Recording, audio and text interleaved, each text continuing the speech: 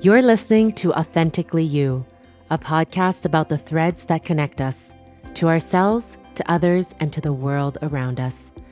I'm Alfina Luck, actor, producer, and mentor. After more than 20 years both on camera and behind the scenes, I'm on a mission to help 1 million people learn to fall in love with being seen and heard, on camera, in life, and in all our relations. To be witnessed on your journey is to weave your evolution into the greater human story. Through stories, reflections, and raw conversations, we'll explore confidence, creativity, and the inner healing work that allows us to show up as our true selves. This is our space to embrace presence, connection, and the power of being authentically you. Hi, I'm so excited to finally be here with you. Thank you so much for joining me on this episode, I guess we can call it, to kick this off. This has really been a dream of mine for a really long time. And when we talk about dream, where do we start? Is it something from the past? Is it something new? Where's the origin? And so when I was getting everything ready for this, let's say, episode or this video or this podcast, wherever you're tuning in from, one thing kept coming up for me of like, where do I start? Where do I begin? What story am I sharing? What do I share even?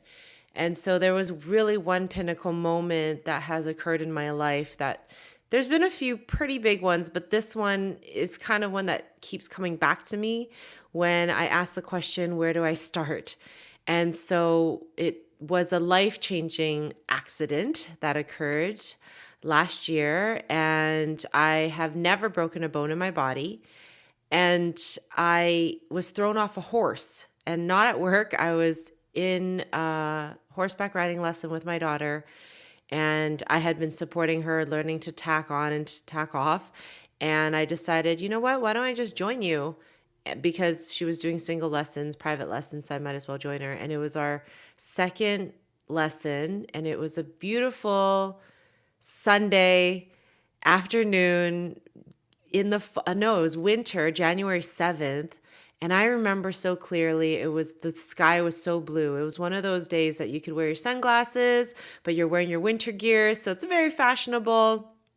And it was just a crisp day. And I had my jeans on that had pen marks on it. A pen blew up in my pocket. I remember those specific jeans.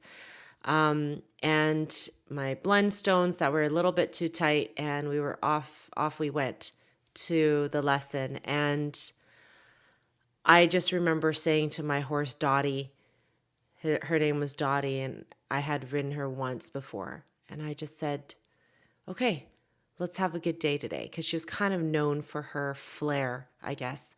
And so, they put me on her as a beginner, and I got on her that day, and I said, yeah, let's have a good day today. And we're, not quite trotting, just walking. And before we even got to the end of one side of the pen, we were just about to turn. I don't even think it was a minute in. And next thing I knew, I was being thrown in the air. And I guess all my martial arts training had come back to me, and I crunched in and everything was tight. And then, that moment when it feels like you're in the air forever, that I had that moment. And then boom, thud, I landed, and it just was the most excruciating pain I'd ever experienced, and I was screaming. And, fast forward, I guess my daughter was the only one who saw me. They were worried I was going to get trampled, so she couldn't even come to me, and she was holding her horse at the other side. And all I wanted to do was get into a child's pose position. And I knew I shouldn't, but that's all I wanted to do because it was so sore on my back. And people came running, and they're like, just don't move, don't move. And one thing someone said to me when I was on the cold ground staring at the very blue sky, which quickly seemed like a very gray sky to me in that moment. I'll never forget what she said to me. She said, real horse riders fall off 100 times before you can call yourself a real horse rider. And I said, you know what? I don't need to be a real horse rider. I'm good. Anyways, I got the ambulance to come. They had stood me up, put me on a stretcher.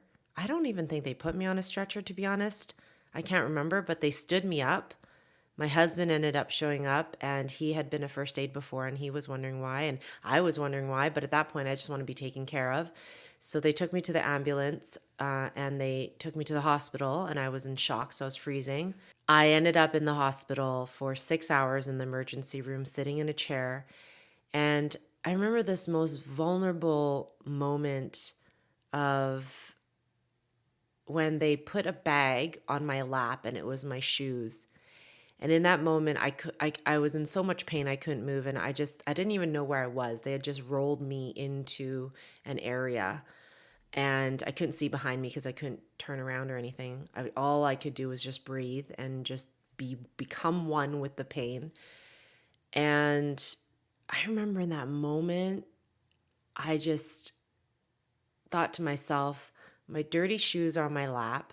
I'm soaking wet.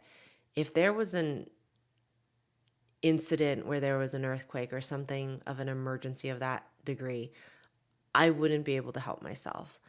And I've never had that feeling before because I've been always very able-bodied and active and really grateful for having movement. And so in that moment was probably the most vulnerable I'd ever felt. And I never wanted anyone to feel that. In that moment, I was like, I never want anyone to feel this vulnerable or alone. So anyway, that was the beginning of it. And,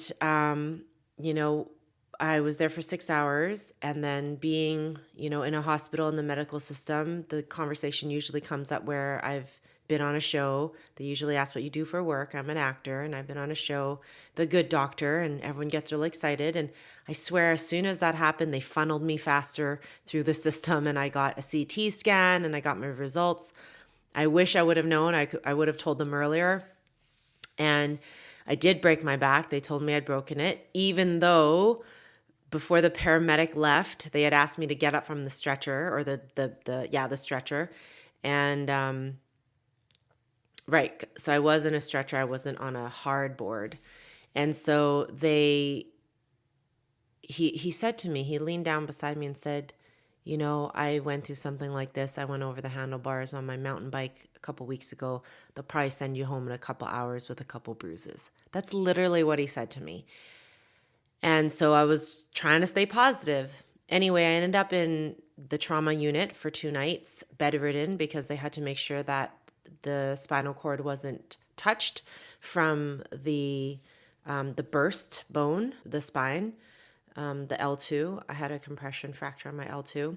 Apparently, if you're going to have any type of back injury, that's the best type of fracture, is a compression fracture, because you can heal and recover from it. That was life-changing, and I guess that's where this all begins. Me showing up here online, sharing this time with you, and really, it still took me about a year and a half, maybe almost 2 years, to really figure out how I wanted to show up here with you.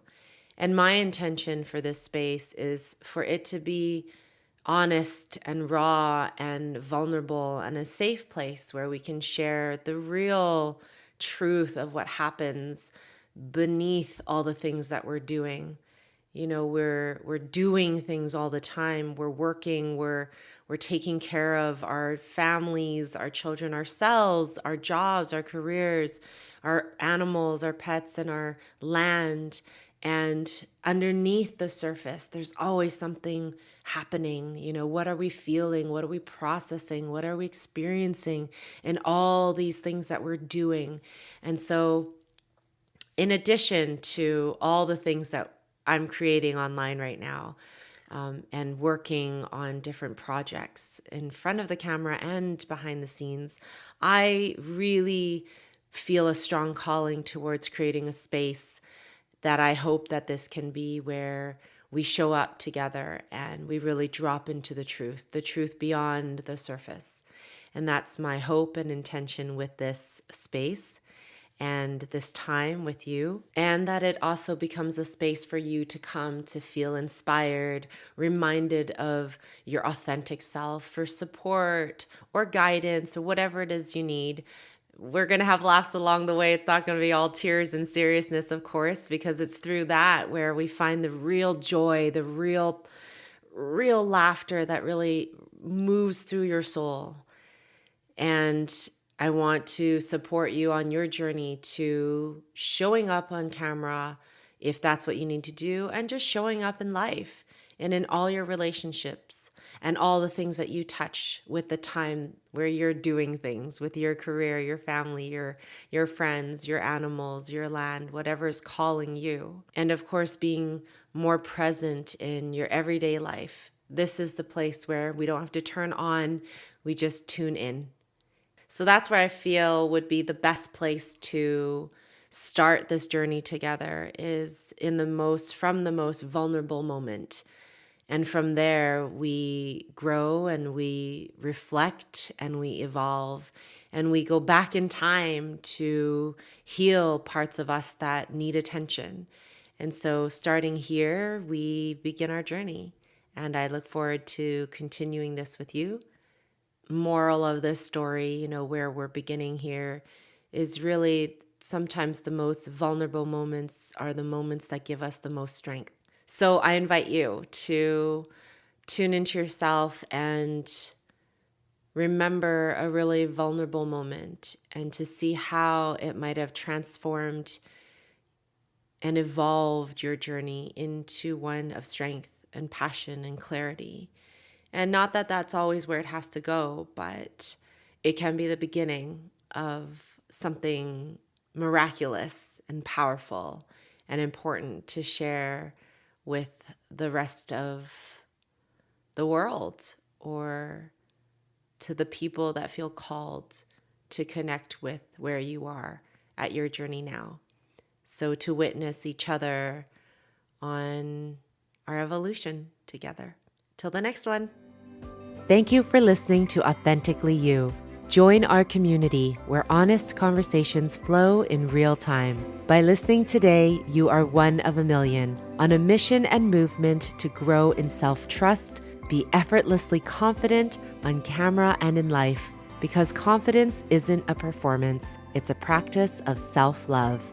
Be seen, be heard, be authentically you.